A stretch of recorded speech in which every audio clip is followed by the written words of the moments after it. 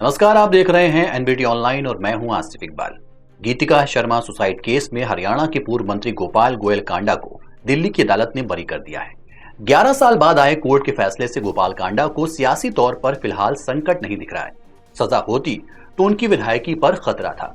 गोपाल कांडा के सियासी कद की बात करें तो कांग्रेस और बीजेपी दोनों के साथ उनकी नजदीकियां रही हैं। भूपेंद्र सिंह हुड्डा की कांग्रेस सरकार में वो मंत्री बनते हैं तो मनोहर लाल खट्टर की सरकार को भी वो बाहर से समर्थन देते हैं।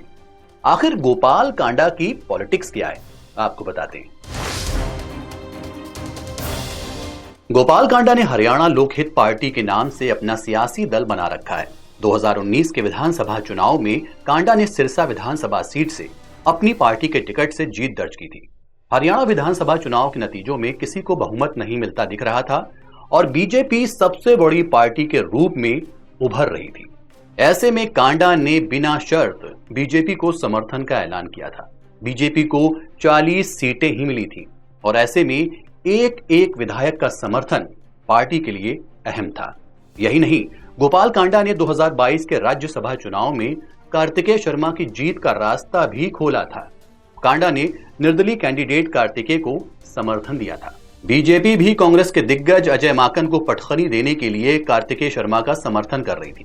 कांडा ने तब कहा था कि मुख्यमंत्री मनोहर लाल खट्टर जिसे भी वोट देने के लिए कहेंगे, हमारी पार्टी उसी को वोट देगी। वैसे सिरसा जिले के बिलासपुर गांव के निवासी गोपाल कांडा का संबंध किसी एक पार्टी तक सीमित नहीं है।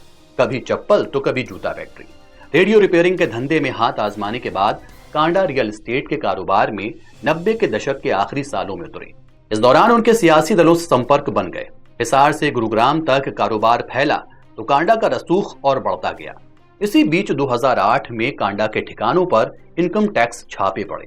अपने पिता मुरलीधर लेखाराम के नाम पर कांडा ने MDLR एयरलाइंस खोली।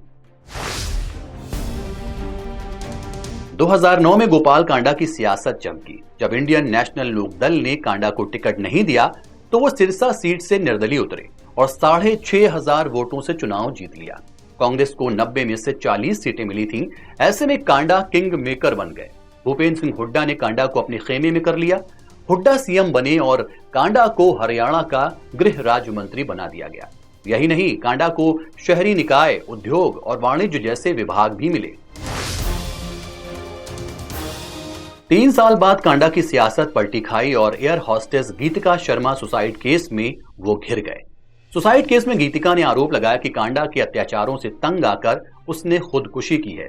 इसके बाद कांडा को मंत्री पद से इस्तीफा देना पड़ा। कांडा गिरफ्तार भी हो गए, लेकिन ज्यादा दिन सलाखों के पीछे नहीं रहे। जेल से छूटने के बाद 2014 में कांडा ने हरियाणा लोकहित पार्टी बनाई। 2014 के लोकसभा चुनाव में भी उतरे, लेकिन शिकस्त खानी पड़ी। 2014 के विधानसभा चुनाव में कांडा को झटका लगा। INLD के माखनलाल सिंगला ने 2,983 वोटों के अंतर से गोपाल कांडा को हरा दिया। सिंगला को 46,573 और कांडा को 43,635 वोट मिले। वहीं इसके बाद 2019 के विधानसभा चुनाव में गोपाल कांडा अपनी पार्टी के टिकट पर उतरे। 602 वोटों के मामूली अंतर से सिरसा सीट पर कब्जा बरकरार रखा। कांडा ने इस चुनाव में निर्दलीय उम्मीदवार गोकुल सेतिया को मात दी। इस जीत के बाद कांडा ने हरियाणा की सियासत में अपनी दावेदारी मजबूत बनाए रखी। विधानसभा चुनाव के बाद मनोहर लाल खट्टर JJP यानी कि जन नायक जनता पार्टी की मदद से दूसरी बार सीएम बने। कांडा ने बिना शर्त सरकार को समर्थन का ऐलान किया। राज्यसभा चुनाव के दौरान कांटे की टक्कर में कांग्रेस के बागी कुलदीप बिश्नोई और गोपाल कांडा का वोट कार्तिकेय शर्मा को जिताने में अहम रहा। तो यह था गोपाल कांडा का सियासी सफर। फिलहाल के लिए इतना ही। देखते रहिए NBT ऑनलाइन।